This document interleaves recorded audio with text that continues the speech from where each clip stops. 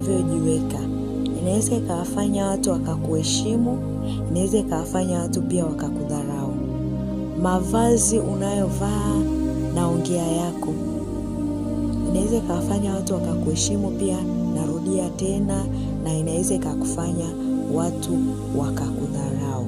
Kwa mfano, watu wengi huwa wanachanganya sana mambo. Yaani yeye akiwa mbele za watu anaongea tu ili mradi, hajui anaongea nini, hajui yuko na watu wa namna gani, anajiongelea tu. Sasa unapoongea vile na wale na aina ya watu ambao uko nao, haujui ni watu wa namna gani. Yaweza kuwa kuna mtu ambaye Mungu amemwandaa kwa ajili yako yuko hapo, lakini wewe unajiongelea tu. Anagairi hapo hapo, anaona huyu mtu anifai kwa sababu tu ya maneno yako. Kwa hiyo jifunze kuongea ukiwa mbele za watu, unapaswa kuongea nini na ni kwa wakati gani. Na mavazi unayovaa ni mavazi ya aina gani?